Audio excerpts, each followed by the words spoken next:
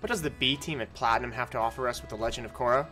Well, nothing but mediocrity according to some people. Like, is it even worth 15 hard-earned shekels? Well, 17 if you're Canadian. Fuck you, Gabe. Well, if the story is what you're here for, you can throw it right into the trash, because that's where it belongs. Oh, and if you're some kind of autistic PC elitist who buys games, doesn't even play them, then only proceeds to run benchmarks of said games, then no.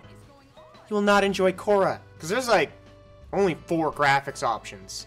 And this one just turns anti-aliasing on and off. The environments are empty. The textures are low res.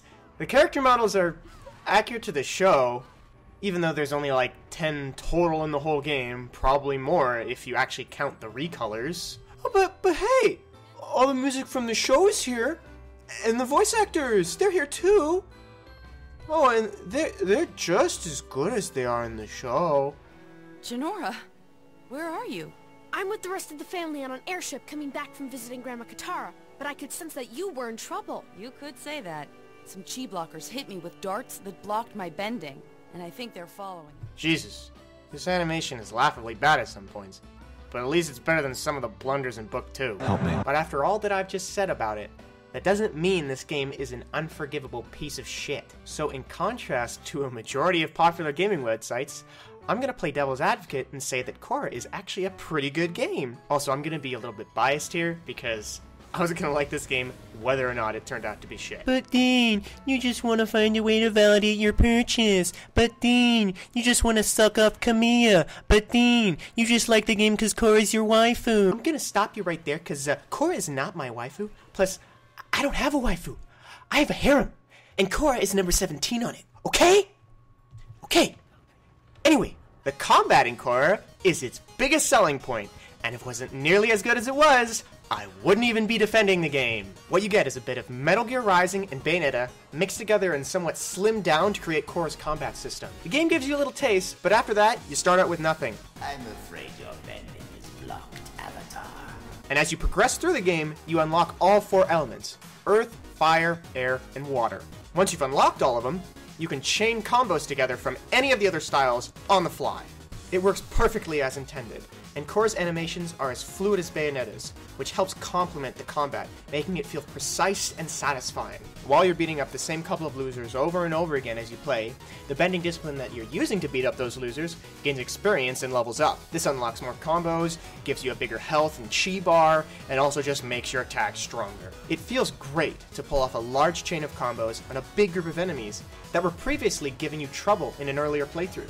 And on higher difficulty levels, the enemies don't just get stronger, they get more aggressive, and there's way more of them to deal with. And on that note, I have to say, this game's fucking hard.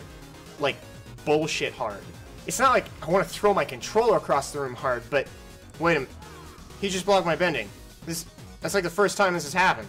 Wow, so on harder difficulties, it doesn't just get more difficult, they actually gain the abilities they're supposed to have. That's pretty damn cool.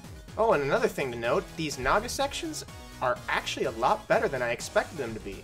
They're pretty fun and at sometimes kind of difficult. So after you beat the game on normal, you unlock extreme mode, and you also get pro bending. And just pro bending by itself is like its own little contained game. There is definitely an incentive for multiple playthroughs to try and unlock all the costumes, get all the goodies from the store, max out your bending, and just getting good.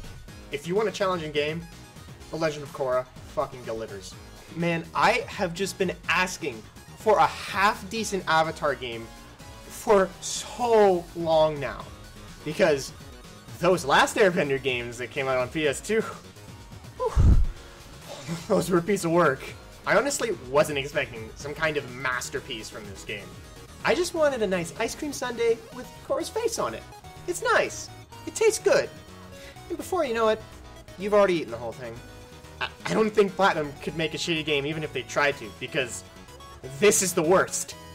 If this game had been given to any other studio, it would have sucked way more than any of the gaming websites already think it does. This game is proof that even when given shitty source material, Platinum can still manage to make a game that's just as fun to play as almost any of the other games they've made.